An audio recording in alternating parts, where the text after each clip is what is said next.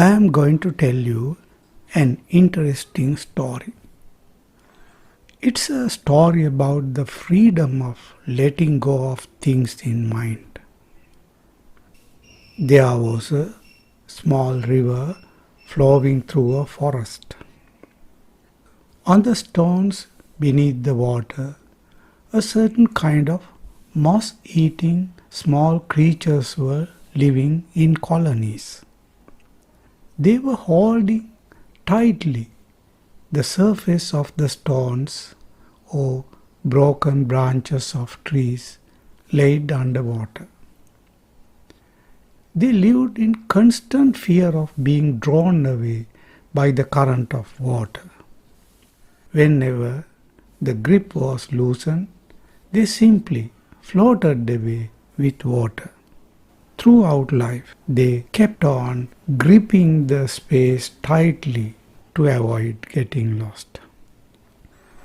This lifelong hold was monotonous and boring. One day, a group of these creatures heard a song of a fellow creature. They looked up and saw, to their amazement, the fellow was singing while flowing in the water. They simply could not believe the sight. They warned the fellow, "Hold something immediately. You are going to get lost." But the floating creature laughed at their warning and said, "My fellow beings, I had lived the whole life holding to stones in fear like you all. What a monotonous life was it. One day, in an unexpected moment, my hold was loosened and I was going with the flow. What a sense of freedom. I allowed myself to be drawn away by the current of the flow. Now I realize the joy of freeing from grasping to things. I am free and my joy knows no bound. You too can enjoy this freedom with me by just letting go of your hold." On hearing the words, a few let go their holds and found the joy of freedom. But the majority said that they could not take the risk.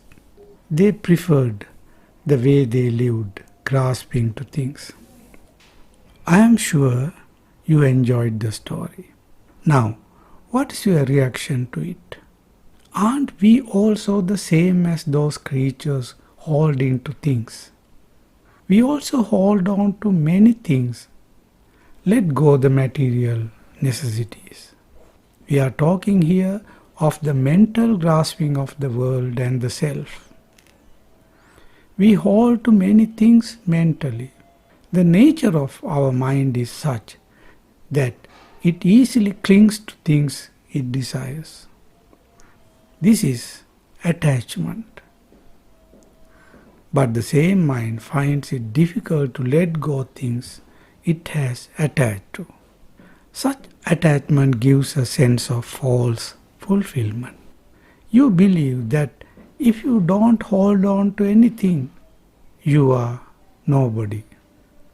Priests say, "Hold on to God." Racists say, "Hold on to your race." Politicians say, "Hold on to our ideology." We hold on to things through identifying, "I am this so that." This means you are a bundle of identifications. If someone asks you, "Who are you?" your response is to tell your particular identity. Many people are ready to kill or be killed for the sake of their religious or political or ethnic identities. All our identifications finally reduce to our self-image. This means your self-image is a product of identifications.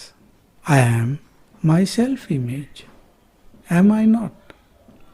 You are nothing but the bundle of your identifications. Your so-called self arises from your hopes, your problems, your desires or fears, and so on. Very seldom one understands that clinging to things make life stale. Open your window in the morning and see the golden rays of rising sun falling upon the leaves of trees. See the glory in the eastern sky. You may wonder at the immensity of the boundless sky. The universe is infinite.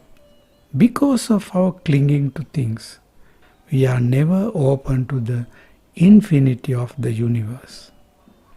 Even if for a moment all the clingings drop away, you will be amazed at the sense of freedom of opening to the universe. Drop away all your identities and unite with the eternal flow of the universe, which has neither a beginning nor an end. Get lost in the flow and reinvent yourself in the light of the universe. Only in that freedom you will discover the true joy of living.